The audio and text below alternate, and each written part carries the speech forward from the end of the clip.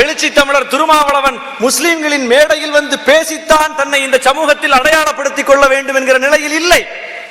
அன்றைக்கு பாட்டாளி மக்கள் கட்சி வன்னியர் சங்கமாக இருந்த பாட்டாளி மக்கள் கட்சி கட்சியாக உருமாறிய போது ராமதாசுக்கு பேசவே வராது.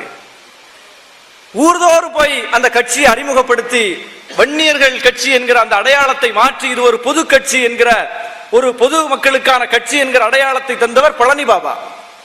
மேடைகள் தோறும் முழங்கினார். வன்னியர் சமூகத்திற்கான கட்சி என்ற ஒரு குறிப்பிட்ட ஜாதி கட்சி என்கிற அடையாளத்தை மாற்றுவதற்கு அவர் ஒரு பிரச்சார பீரங்கியாக பயன்பட்டார். அப்படி விடுதலை சிறுத்தைகளை மாற்றுவதற்கு இங்கே யாராவது இருக்கிறார்களா? அப்படி ஒரு பேச்சாளரை பயன்படுத்தி ஒரு சமுதாய தலைவரை பயன்படுத்தித்தான் அடையாளப்பட வேண்டும் என்கிற நிலையில் விடுதலை சிறுத்தைகள் இருக்கிறதா? இல்லை. ஆக மற்ற கட்சிகள் தங்களை வளர்த்துக் கொள்வதற்கு, தாங்கள் அடையாளப்படுவதற்கு இஸ்லாமியர்களை முஸ்லிம்களை பயன்படுத்திக் கொண்டார்கள். இங்கே என்ன வேறுபாடு என்றால், இவர் அடையாளப்பட்ட பிறகு, வளர்ந்த பிறகு, தமிழ்நாடு முழுவதும் கிளைகளை விரித்த பிறகு முஸ்லிம்களே வாருங்கள், நீங்கள் என்னுடைய மேடையை பங்கு போட்டுக் கொள்ளுங்கள் என்று சொல்லுகிற துணிச்சல். இந்த வேறுபாட்டை முஸ்லிம்கள் புரிந்து கொள்ள வேண்டும். போகிற போக்கில் பேசக்கூடாது. எல்லாத்தையும் நம்முடைய பிரச்சனையே நாம சரியான நண்பன் யாருன்னு இன்னும் அடையாளம் காணாததுதான். நமக்கு நம்முடைய எதிரி யாருங்கிறதுல எல்லா முஸ்லிம்களும் தெளிவா இருக்காங்க. எதிரி யாரு? இந்துத்துவ சக்தி. எதிரி யாரு? பாரதிய ஜனதா கட்சி. தெளிவா இருக்காங்க. நண்பன் யார் என்பதை அடையாளம் காண தவறியதன் விளைவுதான் இன்றைக்கு இஸ்லாமிய சமூகம் சந்தித்து வருகிற அத்தனை பிரச்சனையும். இன்றைக்கு வரையும் சரியான நண்பனை அடையாளம் காணக்கூடிய ஒரு வல்லமை, தகுதி முஸ்லிம்களுக்கு வரவில்லை. அதனால்தான் இந்த பிரச்சனை எல்லாம். ஆக தமிழ் மண்ணில் நமக்கான நண்பன், இந்திய மண்ணிலும் கூட நமக்கான நண்பன் விடுதலை சிறுத்தைகளின் தலைவர் மட்டும்தான், விடுதலை சிறுத்தைகள் இயக்கம் தான். என்னிடம் கேட்டார்கள், எத்தனையோ முஸ்லிம் கட்சிகள் இருக்கின்றன, நீங்கள் அவர்களிடம் சென்று சேராமல், அவர்களுக்காக பேசாமல் இப்படி விடுதலை சிறுத்தைகளுக்காக வீதிதோறும் முழங்கிக் கொண்டிருக்கிறீர்களே ஏன் என்று கேட்டார்கள். எத்தனையோ பொது அரசியல் கட்சிகள் இருக்கின்றன, வளர்ந்த கட்சிகள் இருக்கின்றன. விஜயகாந்த் போன்று புதிதாக முளைத்து திடீரென்று அபரிமிதமான வளர்ச்சி அடைந்திருக்கிற கட்சிகள் எல்லாம் இருக்கும்போது உங்களை போன்றவர்கள் அங்கே போனால் சிறப்பான இடத்தை பிடிக்கலாமே என்றெல்லாம் அறிவுரை சொன்னார்கள். நான் அவர்களிடம் திருப்பி கேட்டேன், நான் சொல்லுகிற ஒரு பிரச்சனையை எடுத்து அவர் பேசுவாரா? இன்றைக்கு பாபர் மசூதி இடிப்பு குறித்து அவர் கருத்து சொல்லுவாரா? இடஒதுக்கீடு என்றால் அவருக்கு என்னன்னு தெரியுமா? கேரளாவில் அப்துல் நாசர் மதானி என்கிற ஒரு தலைவரை அரச பயங்கரவாதம், தமிழ்நாடு அரசு பயங்கரவாதம், இன்றைக்கு கர்நாடக அரசு பயங்கரவாதம் தொடர்ந்து சிறையில் பூட்டி வைத்திருக்கிறது.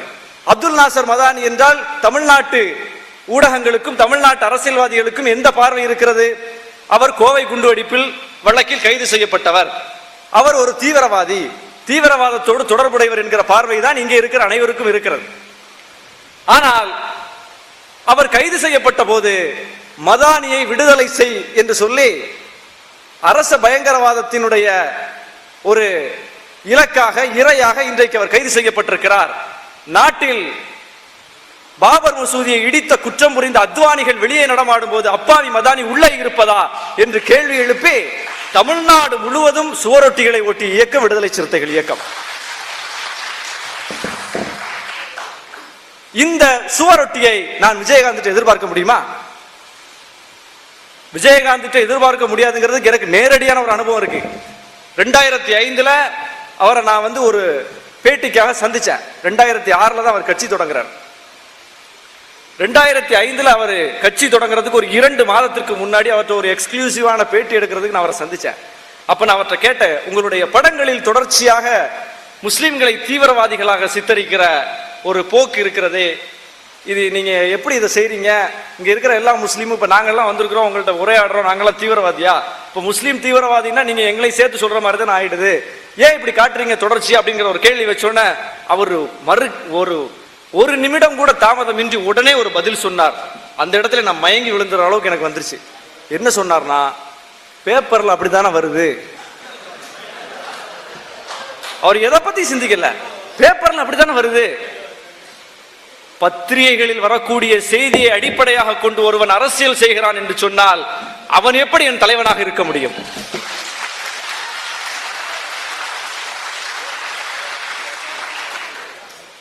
பத்திரிகைகளில் வர்ற செய்தியை வச்சுக்கிட்டு டீ கடையில் இருக்கிற ஒரு பாமரன் தான் பேசிக்கிட்டு இருப்பான்.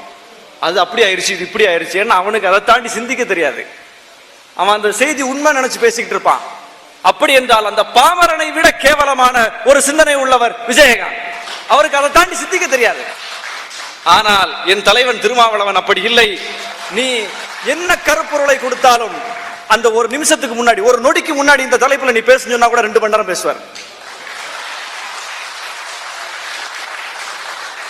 அவர் தான் என் தலைவராக இருக்க முடியும். இன்னும் நான் ஒருபடி மேலே போய் சொல்லுகிறேன், இந்த மண்ணில் சாதியின் பெயரால் ஒடுக்கப்படுகிற ஒரே காரணத்திற்காக அவர்தான் என் தலைவராக இருக்க முடியும். ஆக முஸ்லிம்கள் போய் ஒரு தலித்த தலைவராக ஏத்துக்கலாமா, முஸ்லிம் அல்லாத ஒருவரை தலைவராக ஏத்துக்கலாமாங்கிற கேள்வி இங்க இருக்குது. நான் ஒன்னும் என்னுடைய இஸ்லாமிய மார்க்கத்தின் தலைவராக திருமாவளவனை ஏற்கவில்லை. என்னுடைய சமுதாயத்தின் தலைவராக திருமாவளவனை நான் ஏற்கவில்லை. இந்த மண்ணில் பன்மை சமூகம் வாழக்கூடிய இந்த மண்ணில் முஸ்லிம்கள் மட்டுமே வாழக்கூடிய ஒரு சவுதி அரேபியாவா இருந்தா முஸ்லிம்கள் தலைமை இருக்கிறத பத்தி நம்ம பேசலாம். இது பல்லின மக்கள் வாழக்கூடிய ஒரு நாடு. எல்லா சமூக மக்கள், இனங்கள், குழுக்கள், பிரிவுகள், சாதிகள் எல்லாம் இருக்காங்க. இந்த மண்ணில் அந்த பேச்சுக்கு இடமில்லை.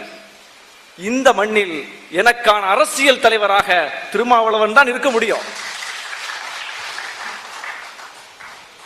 அப்ப மற்ற தலைவர்களில் இருந்து அவர் எப்படி வேறுபடுகிறார் என்பதை முஸ்லிம்கள் தயவு செய்து சிந்திக்க வேண்டும். நீங்கள் சிந்தித்து வாருங்கள். நான் உங்களை திருமாவளவனை ஏற்க வேண்டும், விடுதலை சிறுத்தைகள் வந்து கட்சியில் வந்து சேர வேண்டும் என்பதற்காக நான் இத்தனையும் பேசவில்லை. நீங்கள் ஆய்வு செய்யுங்கள். நீங்கள் சிந்தித்து பார்த்து மற்ற தலைவர்களோடு ஒப்பிட்டு மற்ற இயக்கங்கள்